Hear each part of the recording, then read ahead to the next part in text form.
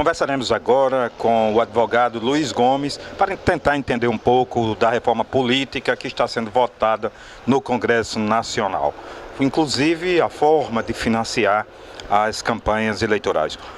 Doutor Luiz, queria primeiro agradecer a sua presença aqui no Potiguar Notícias. Queria o seu olhar, como é que o senhor pensa, como é que o senhor vê as mudanças que estão sendo feitas no Congresso Nacional, inclusive em relação ao financiamento das eleições? Olha, primeiro eu acho que essa reforma é um paliativo, né?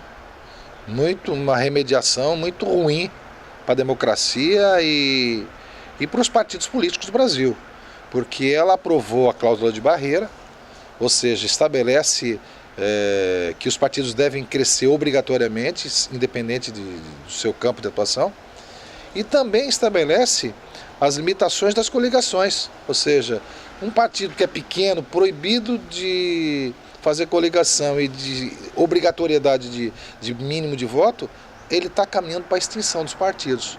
Acho que isso é bom por um lado, porque nós temos um número enorme de partidos no Brasil, mas também, por outro lado, partidos ideológicos poderão ter dificuldades de ter o seu caminho mais desenvolvido. E isso traz o que como contexto? Os grandes partidos vão ficar com a fatia do fundo partidário que foi aprovado, que, segundo as contas, vai chegar na casa de 2 bilhões de reais. Então, praticamente ficarão com os grandes partidos e também, dentro do pacote da dessa reforma eleitoral, também acabaram os horários das inserções dos partidos, né? E isso também dificulta o partido pequeno que não tem um deputado, jamais vai aparecer na televisão. Então, aí mesmo que ele não vai ter um deputado.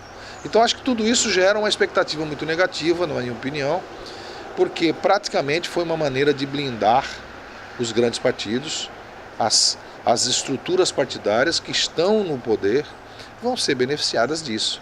Mas é um processo que avança e eu acho que tem que avançar mais para a gente depurar isso e trazer de fato uma limpeza na política brasileira, sem que seja pela via oblíqua. Mas, Luiz Gomes, o que a gente percebe é que existe nesse momento uma insatisfação popular com os parlamentares que compõem o Congresso Nacional hoje, seja a Câmara, seja o Senado. Essas medidas aí, na verdade, protegem estes que estão lá para se reconduzir para mais um mandato. Olha bem, eu acho que isso é uma coisa tão nítida, né, que estão legislando em causa própria, Pinto Júnior. Porque essa semana aprovaram, inclusive, a anistia das dívidas deles próprios com o fisco brasileiro. Você que é um trabalhador, se dever para o fisco, eles vão lá e pegam você. Mas os deputados aprovaram uma isenção de juros, multas das dívidas altíssimas para o Brasil. Ou seja, estão legislando absolutamente em causa própria. E isso gera, de fato, um descrédito da classe política. Quando você percebe o tamanho das consequências do que está acontecendo no Congresso Nacional, você percebe que a classe política está se autodestruindo ao aprovar coisas tão impopulares. Como agora está de novo no Congresso Nacional mais um processo de abertura de investigação contra o presidente Temer, que já foi arquivado no último mês de julho, ao peso de 15 bilhões de reais em emendas parlamentares. E agora essa nova acusação gravíssima contra o presidente da República vai ser votada dia 12. E você leu nos jornais, você está assistindo na televisão, o presidente chamando os deputados para liberar as emendas parlamentares para que eles votem para não processá-lo. Então esse é o Congresso Nacional, infelizmente, que nós temos no Brasil, que se negocia a seriedade, a ética, a moralidade em troca de emenda parlamentar. Em qualquer país civilizado, você tem atitudes improbas, a imoralidade, a acusação séria ou processo criminal. O parlamentar ou o poder, ou seja quem for, se afasta para que se possa apurar e prova a sua inocência e retorna ao mandato. E você percebe que essa questão de desrespeitar a Constituição e a regra do jogo, o próprio Aécio, que hoje está na Berlinda, na verdade ele pediu colocou em dúvida os votos que tinha exigido Fernando Henrique, ele por 2 mandatos como governador, como senador. O sistema eleitoral ele colocou em dúvida, disse que era uma fraude, né? E isso depois teve o próprio impeachment, né? Sem o crime de responsabilidade. Então, é certo dizer, eu pergunto que você é jurista, que a Constituição está sendo desrespeitada?